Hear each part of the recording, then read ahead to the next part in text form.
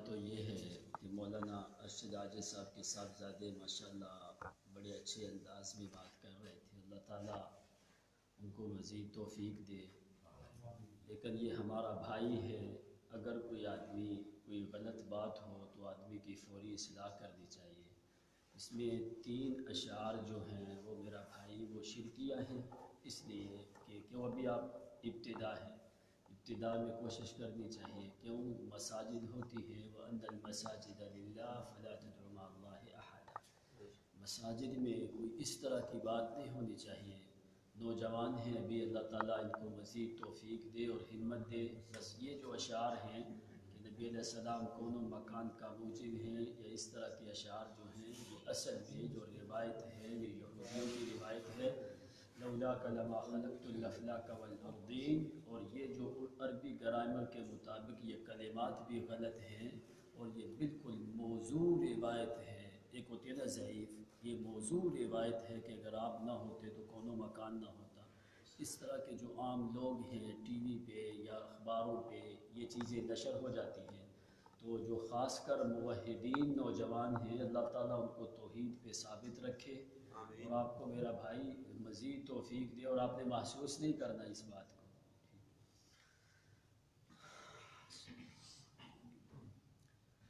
الحمد لله وحده لا شريك له وأشهد أن سيدنا وسندنا ونبينا ومولانا محمدا عبد الله ورسوله ونبيه وحبيبه وصفيه صلى الله عليه وسلم وعلى آله وصحابه الطيبين الطاهرين الغر المحجلين رضوان الله تعالى عليهم أجمعين.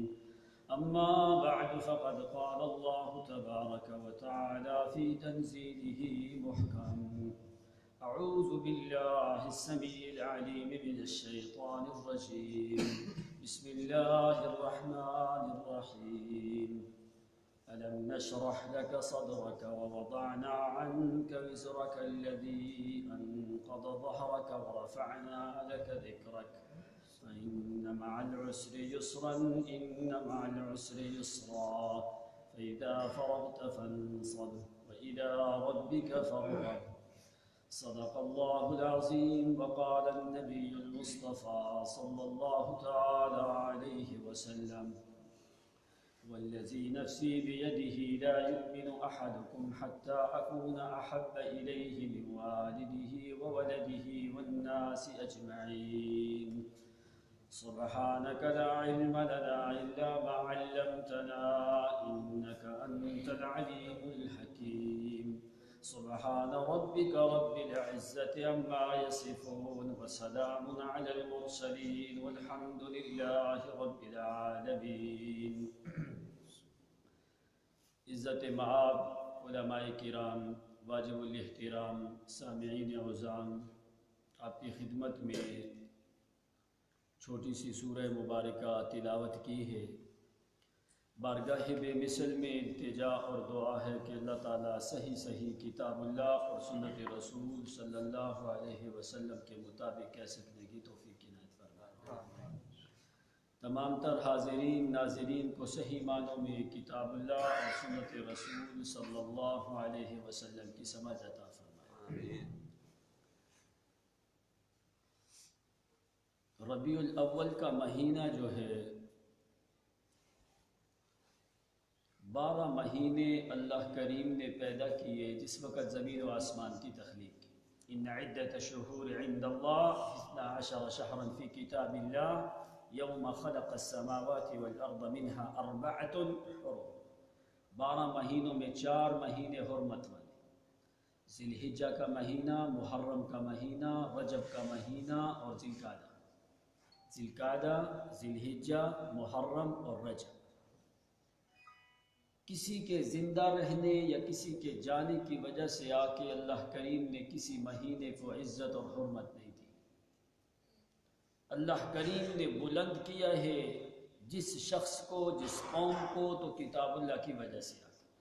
ان اللہ یرفع بہذا الکتاب اقواما ویضع بہ آخرین. نبی اکرم صلی اللہ علیہ وسلم کو ابھی میں نے اشتہار پہ دیکھا ہے سید الانبیاء صلی اللہ علیہ وسلم، نبی اکرم صلی اللہ علیہ وسلم کو اللہ کریم نے تمام تر انبیاء کا امام اور پوری کائنات سے سب سے اعلیٰ اور عرفہ بنایا ہے۔ کوئی نبی بھی نبی اکرم صلی اللہ علیہ وسلم کے مقام تک نہیں پہنچا۔ اب تمہیں کیا حکم ہے نبی علیہ السلام کے بارے میں؟ تمہیں حکم اللہ کریم نے یہ دیا ہے کہ میرے محمد کریم سے محبت کرو ساری دنیا سے زیادہ۔ اب محبت کا معنی کیا ہے؟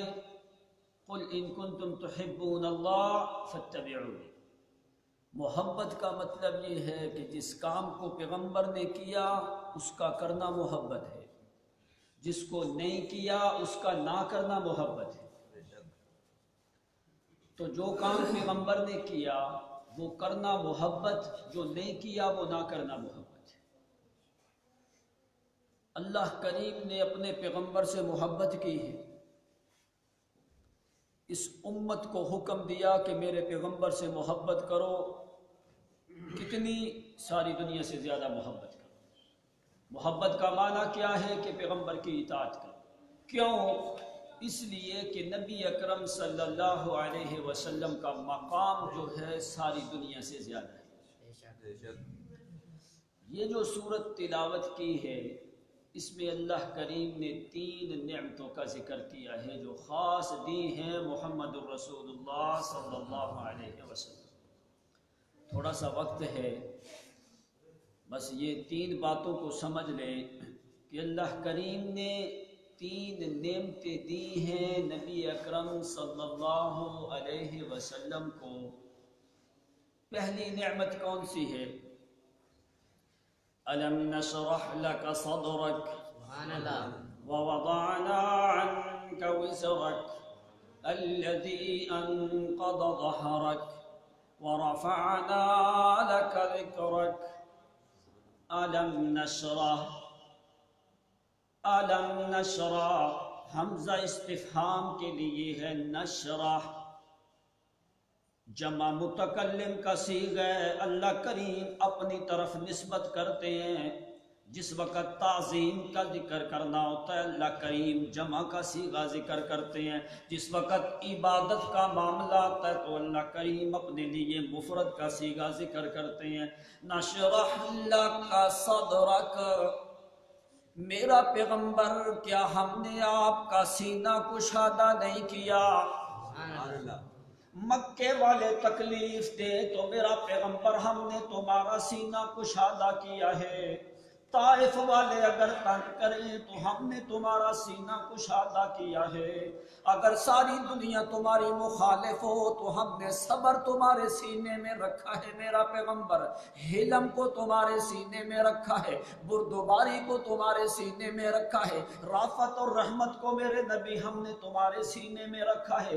نشرح، الم نشرح لک صدرک، میرا پیغمبر ہم نے تمہارا سینہ میں کشادگی رکھی ہے، وسعت رکھی ہے، رحمت اور رافت رکھی ہے۔ الم نشرح، میرے پیغمبر کسی اور نے نہیں، نشرح لک صدرک، میرے پیغمبر ہم نے تمہارے سینے کو کشادہ کیا ہے۔ یہ بہت بڑی ایک رفعت والی بات ہے، ایک بہت بڑی نعمت والی بات ہے کہ جس آدمی کا سینہ کشادہ ہو، ساری دنیا بھی مخالف ہے لیکن اللہ کریم فرماتے ہیں میرا پیغمبر تیرے سینے میں اتنا صبر رکھا ہے، لوگ تمہیں قید کریں پرواہ نہیں، قتل کی دھمکیاں دیں پرواہ نہیں، پابند سلاسل کریں پرواہ نہیں، شاب ابی طالب میں 3 سال تک مقید کر کے ساری چیزیں بند کرنے پرواہ نہیں، تمہاری بچیوں کے اوپر ظلم کریں میرا پیغمبر پرواہ نہیں۔ کیوں؟ نشرح لک صدرک، تیرے سینے میں سب سے زیادہ ہم نے صبر کو رکھا ہے، ساری چیزیں جتنی بھی ہیں سب کے لیے میرے محمد ہم نے تیرے سینے کو کھول دیا۔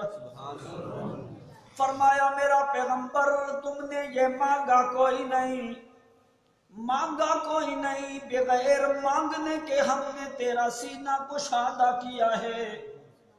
کیوں کیا ہے؟ اس لیے کہ تم سید الانبیاء ہو، امام الانبیاء ہو، تمہارے بعد کوئی نبی رسول نے آنا، کوئی نہیں، میرا پیغمبر تمہیں سید بنایا ہے، وہ چیزیں میں نے تم کو دی ہیں بغیر مانگے کے، جو پہلے نبیوں نے مانگی تو پھر میں نے دی میرے پیغمبر، لیکن تم نے مانگا نہیں، بغیر مانگے کہ تمہیں عطا کرتا جاؤں گا۔ کیسے؟ موسیٰ علیہ السلام کو نبوت ملی نا، تو موسیٰ علیہ السلام نے کیا دعا کی؟ رب شرح لی صدری، اللہ میرا سینہ کھول دے۔ موسیٰ پیغمبر نے دعا کی ہے، رب شرح لی صدری، اے اللہ میرا سینہ کھول دے۔ ادھر اللہ کریم فرماتے ہیں موسیٰ نے مانگا ہے، اللہ میرے سینے کو کشادہ کر۔ اللہ فرماتے ہیں میرا پیغمبر جب تک موسیٰ نے مانگا نہیں اس وقت تک میں نے کشادہ کیا نہیں۔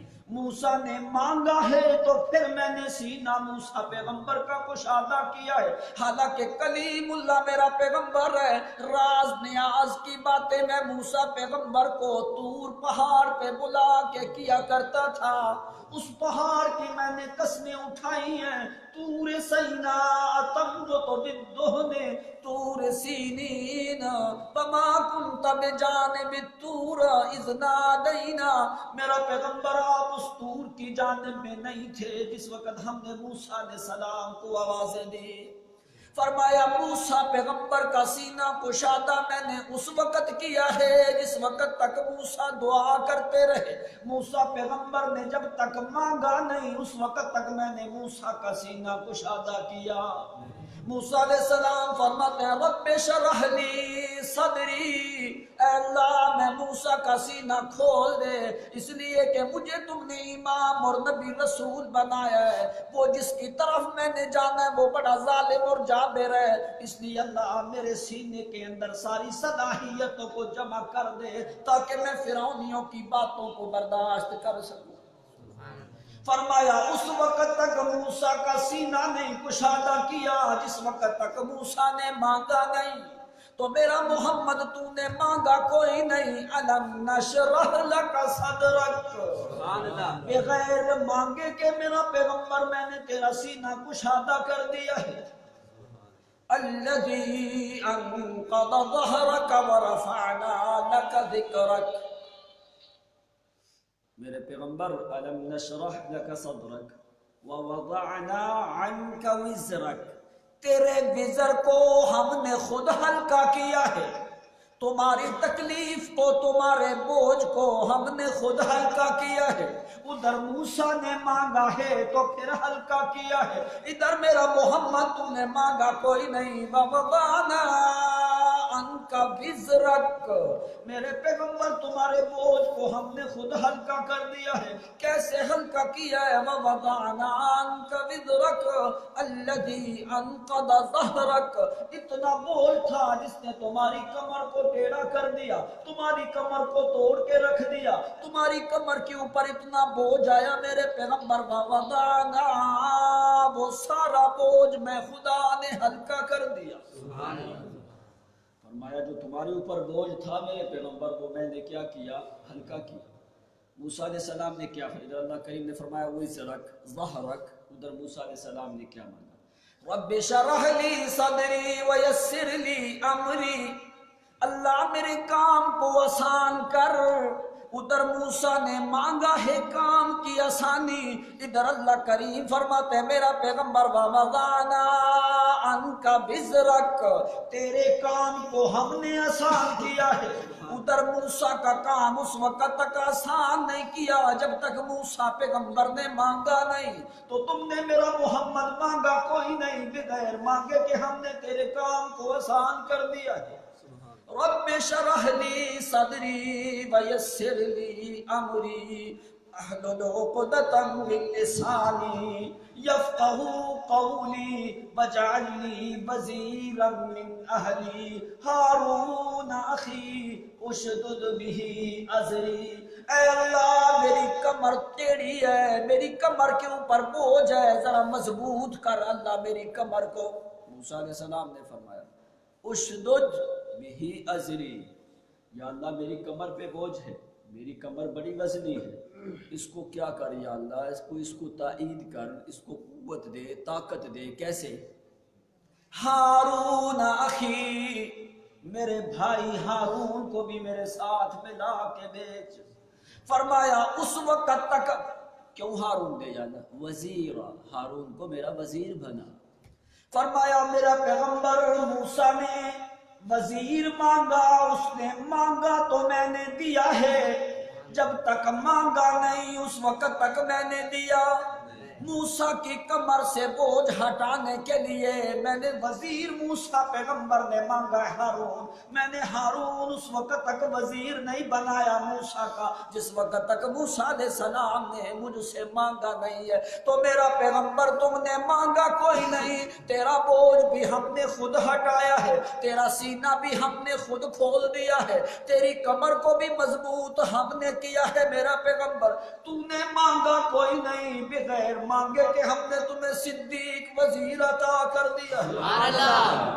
آپ نے فرمایا موسیٰ علیہ السلام کا وزیر ہارون ہے، میں محمد کا وزیر ابو بکر صدیق ہے۔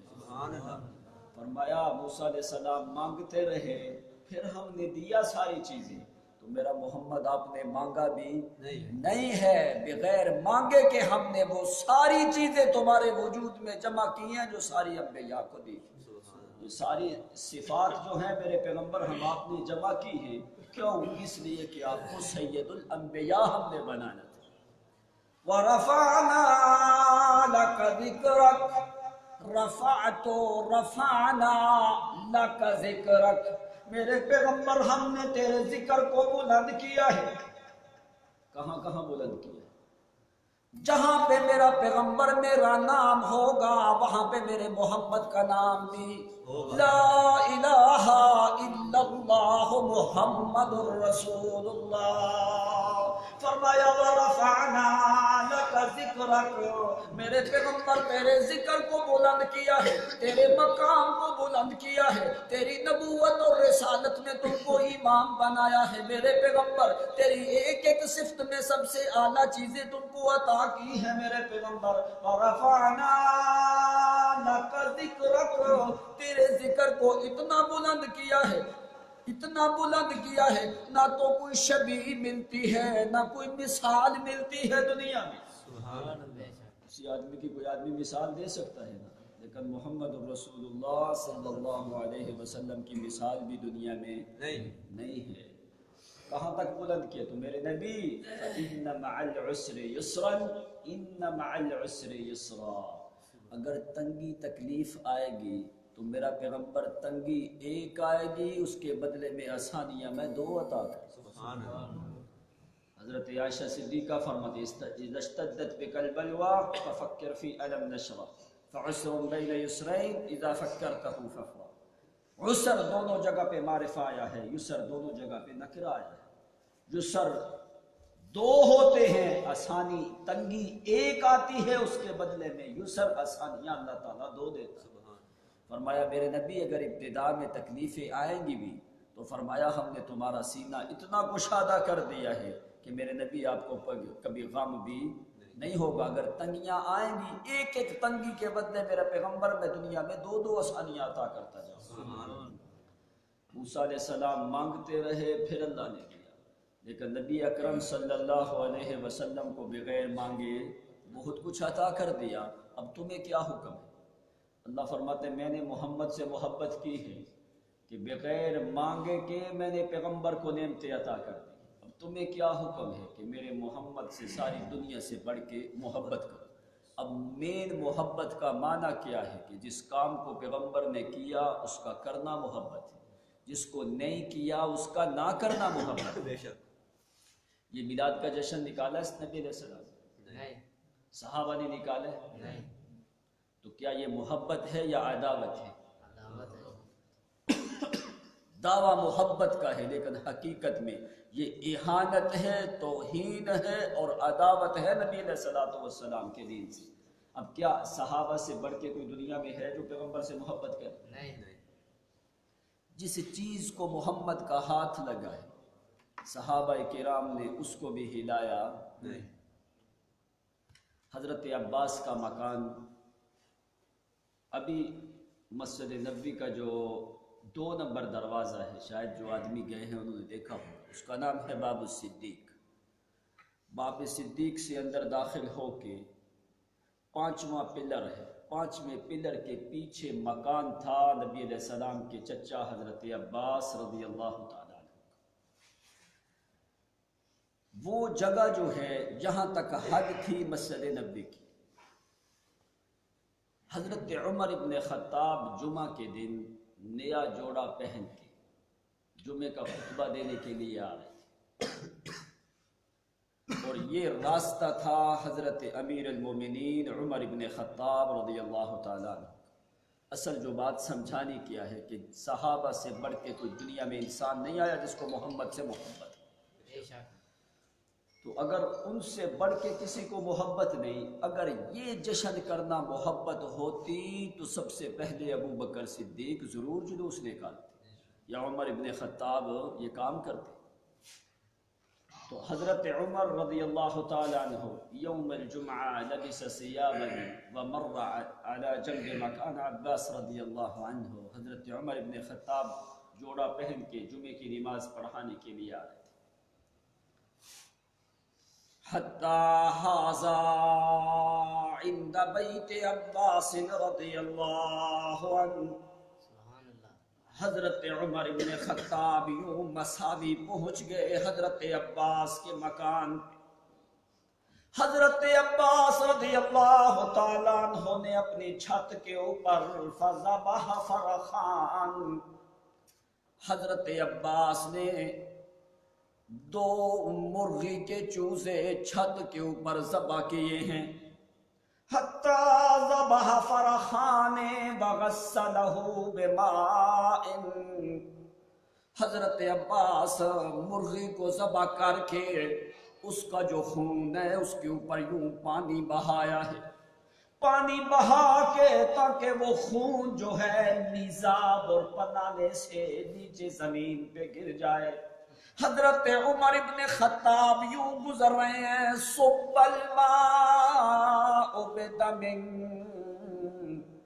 حضرت عمر نیچے سے گزر رہے ہیں جمعہ کے دن نیا لباس پہن کے جمعے کا خطبہ دینے کے لیے یہ نکل رہے ہیں۔ اوپر سے حضرت عباس رضی اللہ تعالیٰ عنہ وہ اپنے چھت کو دھو رہے ہیں، وہ جو خون ہے مرغی کا اس کو دھو رہے ہیں، یوں پانی بہایا ہے۔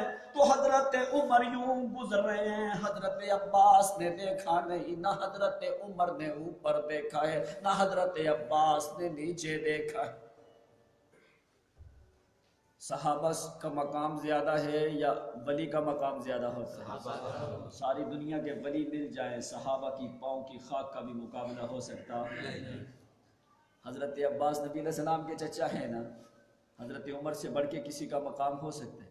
حضرت عباس کو چھت کے نیچے کا پتہ اور حضرت عمر کو چھت کے اوپر کا پتہ، تو تمہارے قبروں کے اندر کیسے پتہ کروا لیتے سارا کچھ کہ اوپر کیا بیٹھا ہے، اوپر نر بیٹھا ہے یا مادہ ہے؟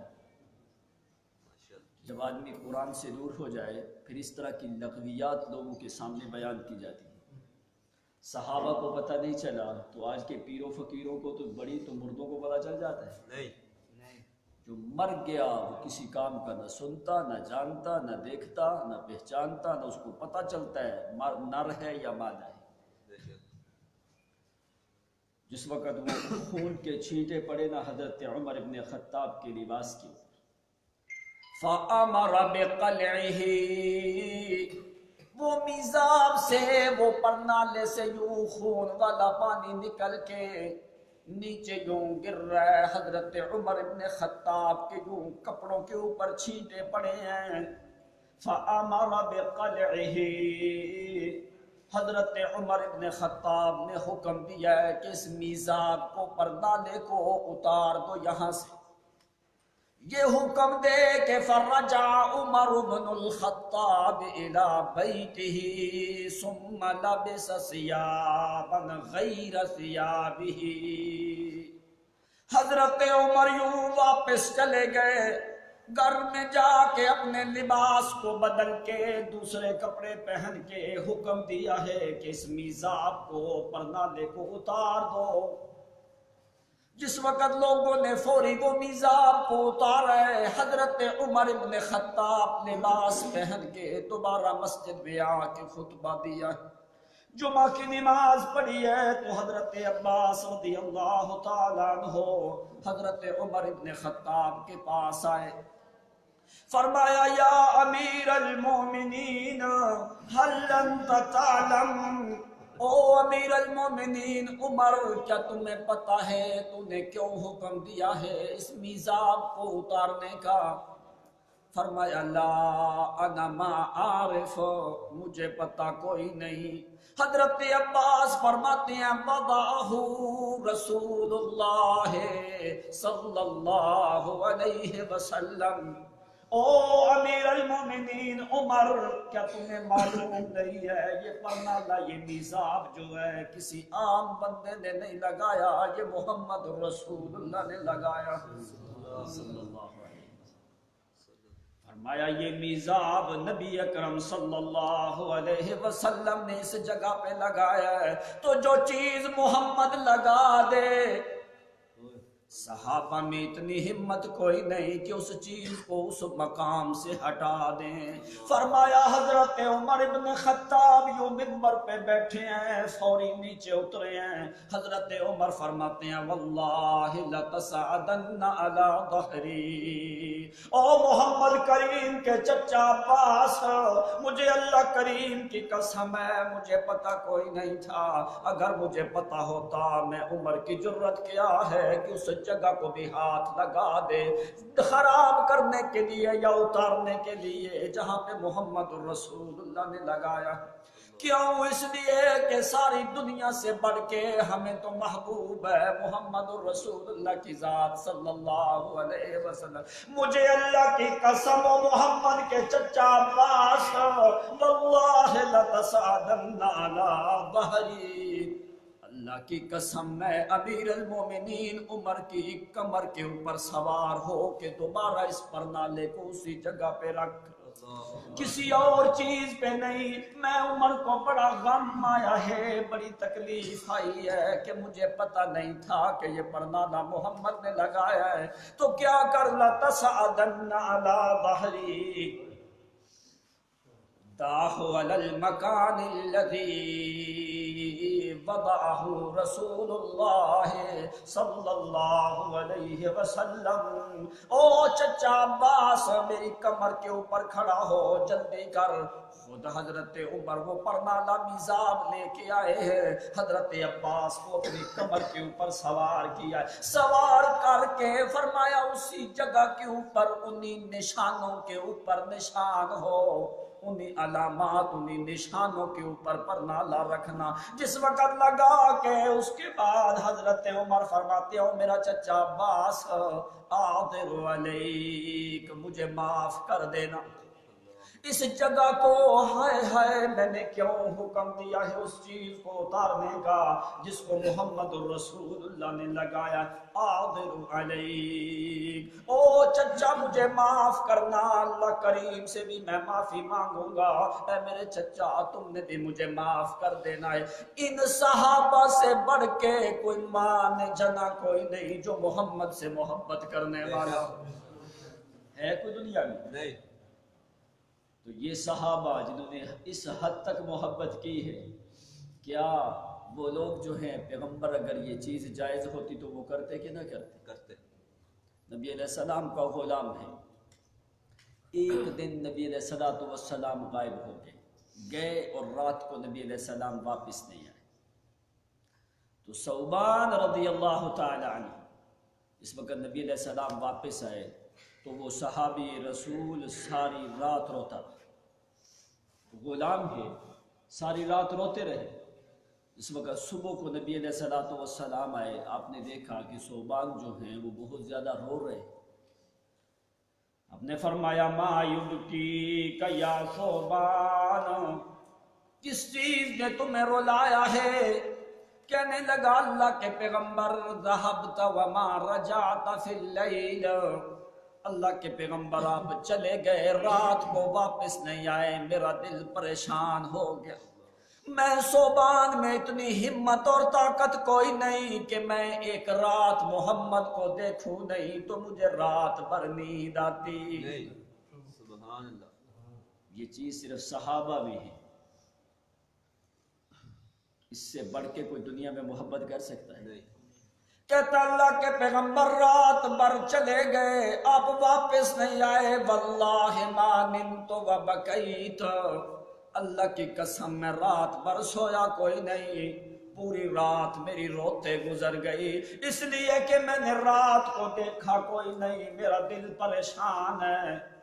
نبی علیہ السلام نے فرمایا کیا اس چیز کی وجہ سے آ کے تو رویا ہے؟ فرمایا ہاں اللہ کے پیغمبر، ایک وہ اور وجہ بھی ہے۔ فرمایا اللہ کے نبی آپ ایک رات کے لیے غائب ہو جاؤ تو میں صوبان کو نیند نہیں آتی جس وقت تک محمد کا چہرہ مقدس نہ دیکھ لوں۔ اللہ کے پیغمبر میرے دل میں خیال آیا ہے کہ جنت الفردوس میں، جنت میں آپ کا تو مقام اونچا ہوگا، میں صوبان کا مقام نیچے ہوگا، دنیا میں تو میری ایک رات نہیں گزرتی محمد کے علاوہ، تو اللہ کے پیغمبر جس وقت جنت میں آپ کا اعلیٰ مقام ہوگا تو میرا مقام، میں تو غریب حقیر آدمی ہوں، میں تو نیچے ہوں گا، اللہ کے نبی تو کیسے ہماری ملاقات ہوگی؟ نبی علیہ السلام نے فرمایا میرے ساتھی غم نہ کر، ان المرء یحشر مع من احبہ، او میرے ساتھی جس چیز سے تو محبت کرے گا، جس سے تو محبت کرے گا، اللہ قیامت کے دن تمہیں اس کے ساتھ جمع کر دے گا۔ اگر تیرے دل میں محمد کریم کی محبت ہے تو قیامت کے دن اللہ کریم میں محمد کے ساتھ تمہیں جمع کرے گا۔ وہ محبت کا معنی وہاں پہ کیا دیا ہے؟ محبت کا معنی کیا دیا ہے؟ پوچھا جاتا ہے، فرمایا جو کام محمد نے کیا ہے اس کا کرنا محبت ہے، جو نہیں کیا اس کا نہ کرنا محبت ہے۔ حضرت ابو بکر صدیق فتح مکہ کے ٹائم کے اوپر اپنے بوڑھے باپ ابو قحافہ کو لے کے بازو پکڑ کے وکان اعما، اس وقت حضرت ابو قحافہ کی بینائی چلی گئی، نابینے ہو چکے ہیں۔ فتح مکہ کے ٹائم پہ حضرت صدیق اکبر اپنے والد ابو قحافہ کو پکڑ کے نبی علیہ السلام کی خدمت میں لے کے آئے۔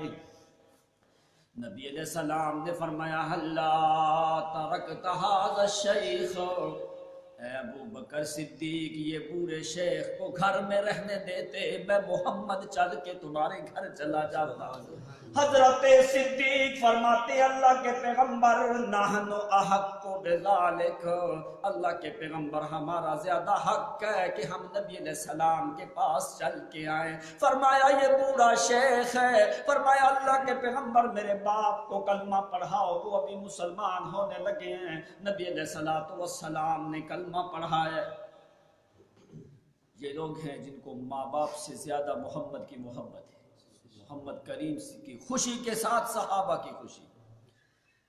جس وقت کلمہ پڑھ کے والناس یفرحون فبکا ابو بکر رضی اللہ عنہ، لوگ بڑے خوش ہوئے ہیں کہ پورا گھرانہ صدیق کا صحابیوں کا، اور صدیق کا باپ بھی صحابی ہے، صدیق کی ماں بھی صحابیہ ہے، صدیق کی بیوی بھی صحابیہ ہے، صدیق کی بیٹی بھی صحابی ہے، صدیق کا بیٹا بھی صحابی ہے۔ یہ واحد صحابی ہے جس کا پورا خاندان صحابیت کے شرف سے ممتاز۔ جس وقت ابو قحافہ مسلمان ہوتے ہیں تو فبکا ابو بکر والناس یفرحون، لوگ خوش ہیں لیکن صدیق اکبر رو رہے ہیں۔ لوگوں نے کہا یا ابا بکر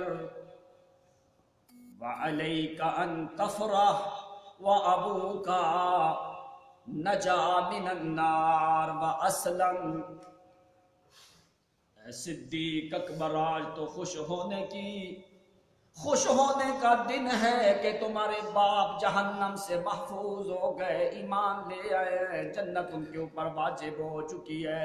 آج تو خوش ہونے کا دن ہے، لماذا تبکی، کس چیز نے تمہیں رلایا صدیق؟ حضرت ابو بکر صدیق کو دیکھ، جن کی خوشی وہ ہوتی ہے جو محمد کے ساتھ ان کی خوشیاں خوشیاں ہیں۔ حضرت صدیق اکبر فرماتے ہیں کہ لوگوں، مجھے اللہ کی قسم آج میں اپنے باپ سے زیادہ خوش ہوتا محمد کی وجہ سے۔ کاش کہ میرے باپ کی جگہ پہ آج ابو طالب اسلام لے آتا تو محمد کو زیادہ خوشی ہوتی، محمد کریم کو زیادہ خوشی ہوتی اگر آج ابو طالب اسلام لے کے آتا، تو اگر ابو طالب اسلام لے آتا تو محمد کریم کو زیادہ خوشی ہونی سی۔ تو مجھے اس چیز کا خدشہ تھا کہ کاش آج میرے باپ کی جگہ پہ ابو طالب مسلمان ہوتا۔ کیوں؟ اس لیے کہ آج محمد زیادہ خوش ہوتے، محمد خوش ہو تو میں صدیق کی خوشی ہوتی ہے، جب محمد کریم کو خوشی نہ ہو میں صدیق کو خوشی ہوتی نہیں۔ نبی علیہ السلام کو پیاس لگی ہے تو حضرت صدیق نے دودھ دیا ہے، دودھ دے کے حضرت صدیق فرماتے ہیں مجھے زیادہ پیاس لگی تھی، لیکن نبی علیہ السلام نے فرمایا یا صدیق انا عطشان، اے ابو بکر صدیق مجھے پیاس لگی ہے۔ حضرت صدیق فرماتے ہیں ایک ہی پیالہ دودھ کا لا کے میں نے نبی اکرم صلی اللہ علیہ وسلم کو دیا ہے، نبی علیہ السلام پی رہے ہیں۔ فشرب النبی صلی اللہ علیہ وسلم حتی ارتویت، او لوگوں پیتے محمد ہیں، پیاس صدیق کی ختم ہو جائے۔ فرمایا فشرب النبی صلی اللہ علیہ وسلم حتی ارتویت، لوگوں دودھ نبی علیہ السلام پی رہے ہیں لیکن پیاس میں صدیق کی ختم ہو جاتی۔ اس سے بڑھ کے کوئی آدمی محبت کر سکتا ہے محمد سے؟ اگر یہ کام کرنا محبت ہوتی تو صحابہ کرتے، ضرور کرتے۔ چلو صحابہ کا زمانہ 100 سال کا گزر گیا، کسی تابعی کو بھی محبت نہیں تھی۔ آپ نے فرمایا خیر القرون قرنی ثم الذین یلونہم ثم الذین، 4 زمانے میں میرا، میرے صحابہ کا، تابعین اور تبع تابعین کا زمانہ میں، ان میں سے کسی ایک نے بھی ایسا کام کیا؟ نہیں۔ میلاد کا جشن کیا؟ نہیں۔ ائمہ اربع کسی فقہ کی کتاب میں یا کسی حدیث کی کتاب میں ہے؟ باب العیدین، کتاب العیدین، 2 عیدوں، تسنیہ ہے، 2 عیدوں، تیسری عید نہیں ہے۔ اس کی بڑی لمبی تفصیل ہے، وہ میں نے اپنی کتاب میں ڈیٹیل سے لکھی ہے ساری چیزیں، کہ یہ کسی سے بھی ثابت نہیں۔ نبی علیہ الصلوۃ والسلام کے بعد 40 سال تک دور رہا صحابہ خلفائے راشدین کا، اس کے بعد بنو امیہ کا دور 132 ہجری تک رہا، اس کے بعد بنو عباس شروع ہو جاتے، 659 ہجری تک بنو عباس کا زمانہ چلتا رہا متواتر، اس کے بعد درمیان میں تاتار لوگ آئے ہیں، کچھ قبائل آئے ہیں، اس کے بعد پھر عباسی لوگ حکمران ہوئے، 905 ہجری تک یہ عباسیوں کی حکومت رہی، اس کے بعد پھر ترک آئے، پھر دور عثمانی آیا، یہ چلتا رہا۔ آج تک کیا حجاز کی سرزمین مقدس کے اوپر آج تک کوئی بندہ بھی ایسا نہیں جس کو محمد سے محبت ہو؟ کسی کو بھی ایسی محبت نہیں آئی کہ انہوں نے یہ جشن وشن کیا ہو؟ لیکن یہ سب حرام ہے، بدعت ہے، ناجائز ہے، بدعت ہے۔ بدعتی کا کوئی عمل بھی اللہ تعالیٰ کے ہاں قابل قبول ہو سکتا نہیں۔ اب یہ کہاں سے یہ نحوست آئی لوگوں میں؟ بازاروں میں سب سے بری جگہ بازار ہوتی ہے، اور بازاروں میں جشن کرنا اور جلوس نکالنا یہ کس پیغمبر کی شریعت ہے؟ اب دیکھو روزہ مناتے ہیں نا، روزہ کیا ظاہر کرتا ہے؟ یہ نبی علیہ السلام کی وفات کی علامت ہے یا میلاد کی علامت ہے؟ جس وقت آپ زندہ تھے اس وقت تو روزہ نہیں تھا، یہ نبی علیہ السلام کی وفات کے پتہ کتنی دیر بعد یہ روزہ بنا ہے؟ یہ 7ویں ہجری میں روزہ جا کے بنا ہے، جس وقت تک وہ یہودیوں کا معاملہ ہوا نور الدین زنگی کے زمانے میں، اس سے پہلے یہ روزہ مبارک نہیں تھا. یہ روزہ علامت ہے نبی علیہ السلام کی وفات کی. اب دیکھو علامت وفات کی اٹھا کے منا میلاد رہے، ایسے نادان لوگ ہیں، ساتھ خانہ کعبہ بنایا، کعبے کا بھی میلاد کر رہے ہو. یہ ساری چیزیں شریعت کے خلاف ہیں. اور ایسی چیزیں یہ کس نے شروع کی؟ یہ کہ ظالم جابر 6 صدی میں بابل شہر میں رہنے والا بادشاہ تھا، اس کا نام تھا مظفر الدین. ظالم اور جابر بادشاہ تھا. اس کے ساتھ ایک پیٹ پرست ملا عمرو بن دحیہ جس کا نام تھا، اس نے قرآن پاک کی آیتوں کے ٹوٹکے نکال کے کچھ ضعیف روایات کو جمع کر کے بادشاہ کو دی. فرمایا یہ لے نبی علیہ السلام کا میلاد منا تاکہ جتنے بھی ملا لوگ ہیں وہ تیرے ساتھ مل جائیں. قل بفضل اللہ وبرحمتہ، ایسی آیات کے ٹوٹکے نکال کے نا. اور ابو لہب نے یہ لونڈی آزاد کی. ابو لہب تو کافر تھا، تم اپنے آپ کو کافر سمجھو، ابو لہب تو کافر تھا. کیا فائدہ ہوا اس نے لونڈی آزاد کی؟ کوئی اس کو فائدہ ہوا؟ فائدہ یہ ہے کہ تم پیغمبر سے محبت کرو، پیغمبر کی طریقے پہ عمل کرو. تو جو بات پیغمبر نے بتائی نہیں وہ بدعت ہے، قیامت تک اگرچہ ساری دنیا بھی کرتی ہے وہ جائز ہو سکتی. اس ظالم جابر بادشاہ کو عمرو بن دحیہ، وہ کیسا آدمی تھا؟ فرمایا خبیث اللسان احمق و شدید الکبر، گندی زبان والا، بے حیا، بے غیرت، نادان، کم عقل، جاہل، خسیس قسم کا انسان تھا. اس نے مواد جمع کر کے ظالم جابر بادشاہ کو دیا. اس نے پھر کیسے 2 مہینے اس نے میلاد منایا. کیسے 2 مہینے اس نے مختلف علاقوں سے رقاصات اور مغنیات، یہ عورتوں کو بلا کے اس نے رقص کروایا، گانے بجانے لگائے اور رقص کروایا. ہر روز اس نے 60 خیمے بنائے. ہر روز ایک خیمے میں عصر کے بعد جاتا، گندی عورتوں کا رقص دیکھتا اور طبلہ سرنگی دیکھتا. سب لوگوں کو اس طرف اس نے مائل کیا. اب تم خود بتاؤ کہ یہ طریقہ نہ محمد کا، نہ صحابہ کا، نہ تابعین کا. یہ تو ایک ظالم جابر کذاب اور منحوس بادشاہ کا طریقہ ہے جس نے نبی علیہ السلام کی توہین کی.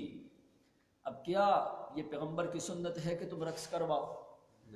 بازار تو گندی جگہ ہے. شر الارض اسواق، بری جگہ بازار ہے. بازاروں میں یہ جشن جلوس نکالنے، کیا یہ کوئی عزت والا کام ہے یا یہ دانائی کا کام ہے؟ اب علماء کا اس بارے میں فتویٰ کیا ہے؟ ان میلاد النبی محدثۃ عظیمۃ لان التشبیہ بآداء اللہ الیہود والنصارى. وہ لوگوں، میلاد النبی کی جو رسم ہے یہ بدعت کبریٰ ہے، یہود و نصارہ کے ساتھ مشابہت ہے. لأن التشبہ بآداء اللہ الیہود والنصارى، یہ یہود و نصارہ کے ساتھ مشابہت ہے. فالواجب علی المسلمین، مسلمانوں کے اوپر واجب ہے کہ ایسی گندے مقامات کے اوپر جہاں پہ محمد کی توہین ہو اس جگہ سے دور رہنا یہ مسلمانوں کے اوپر واجب ہے. یہ علماء دنیا کے جو بڑے بڑے مفتیان عظام ہیں یہ ان کا فتویٰ ہے. فرمایا ایسی جگہ پہ جانا بھی، اگر کوئی آدمی بالفرض چلا جائے تماشا دیکھنے کے لیے تو فرمایا من وقر صاحب بدعت فقد اعان علی هدم الاسلام، جو کسی بدعتی آدمی کا تعاون کرتا ہے وہ بھی اسلام کی دیواروں کو گراتا ہے. تم وہاں پہ جاؤ گے، ان کی محفل بڑھ جائے گی، مجمع زیادہ ہوگا، گویا کہ یہ ایک طرف سے تعاون ہو جاتا ہے. لہٰذا ایسی جگہ پہ جانے کی بھی شریعت میں اجازت نہیں. اور علماء کا مذہب ہے کہ اس دن کے اوپر والجمہور انہا مات النبی صلی اللہ علیہ وسلم ثانی عشر من شہر ربیع الاول یوم الاثنین. امام ابن حجر اور دوسروں سب نے کہا ہے، جمہور علماء کا یہی ہے کہ نبی علیہ السلام کی وفات جو ہے وہ 12 ربیع الاول کو ہوئی ہے. حضرت ابن عباس فرماتے ہیں وفات 12 ربیع الاول کو. حضرت عائشہ صدیقہ جن کے حجرے میں نبی علیہ السلام کی وفات ہوئی ہے وہ فرماتی ہے کہ نبی علیہ السلام کی وفات 12 ربیع، جس وقت پیدائش ہوئی اس وقت محمد ابن عبداللہ تھے، جب وفات ہوئی اس وقت تو محمد الرسول اللہ تھے. وفات پہ ہزاروں صحابہ گواہ ہیں لیکن پیدائش پہ تو کوئی آدمی بھی گواہ نہیں. کسی نے 2 کو، 3 کو، 4 کو، 8 کو، 10 کو. احمد رضا نے اپنے فتاوے میں لکھا ہے کہ نبی علیہ السلام کی پیدائش 8 ربیع الاول کو ہوئی. ان کا باپ لکھتا ہے 8 کو ہوئی ہے تو یہ 12 کو منا رہے ہیں. چلو باپ کی تو مانو اور کسی کی نہیں مانتے، اس لیے بھائی یہ جو رسم ہے یہ بدعت ہے، اسلام کے ساتھ اس کا کوئی تعلق نہیں، اور یہ نبی علیہ الصلوۃ والسلام کی اہانت ہے۔ جس دن نبی علیہ السلام کی وفات ہوئی اس دن کون لوگ خوش ہوئے؟ صحابہ سے پوچھو، وہ فرماتے ہیں فرحت نصارى یثرب و یہودها لما توارى فی الضریع ملحد، مدینے کے جو یہودی اور عیسائی ہیں وہ اس دن خوش ہوئے جس دن محمد کریم کی وفات ہوئی۔ اب تم خود اندازہ کرو، جو پیغمبر کی وفات پہ خوش ہو وہ یا تو یہودی ہوتا ہے یا عیسائی ہوتا ہے۔ اللہ تعالی ہمیں ایسے بدعات والے کاموں سے محفوظ رکھے اور صحیح معنوں میں شریعت پہ عمل کرنے کی توفیق عنایت فرمائے۔ وآخر دعوانا ان الحمد للہ رب العالمین۔ الحمد لله رب العالمين والعاقبة للمتقين والصلاة والسلام على سيد الأنبياء والمرسلين ربنا فاغفر لنا وارحمنا أنت خير الراحمين لا إله إلا أنت سبحانك إنا كنا من الظالمين اللهم إنا نعوذ بك من أمور المحدثات والبدعات يا رب العالمين اللهم احفظنا من أمور المحدثات والبدعات يا رب العالمين اللهم إنا نعوذ بك من الأمور المخالفة من السنة نبينا صلى الله عليه وسلم اللهم احفظنا يا رب العالمين اللهم ثبتنا بالإيمان وثبتنا بالإسلام وثبتنا بالقرآن يا رب العالمين تقبل منا إنك أنت السميع العليم اللهم اغفر لحينا وميتنا يا رب العالمين اللهم اشف مرضانا وارحم موتانا وعاف مبتلانا يا رب العالمين اللهم اغفر المؤمنين والمؤمنات والمسلمين والمسلمات الأحياء منهم والأموات اللهم اغفر لنا يا رب العالمين اللهم اغفر لآبائنا وأمهاتنا وإخواننا وخوالنا وأعمامنا وعماتنا يا رب العالمين اللهم اغفر لنا اللهم اغفر آبائنا وأمهاتنا وإخواننا وخالاتنا وأخوالنا وأعمامنا وعماتنا يا رب العالمين اللهم اغفر جميع موتى المسلمين يا رب العالمين اللهم اغفر جميع أموات المسلمين يا رب العالمين اللهم اغفر المؤمنين والمؤمنات والمسلمين والمسلمات الأحياء منهم والأموات تقبل منا إنك أنت السميع العليم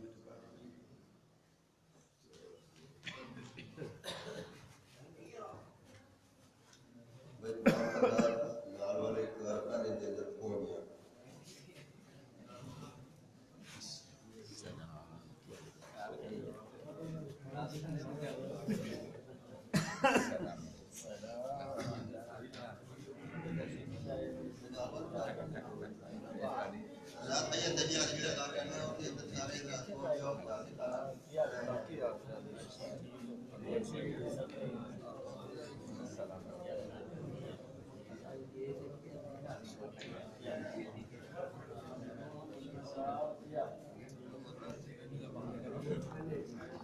چلو پتہ ہی کو نہیں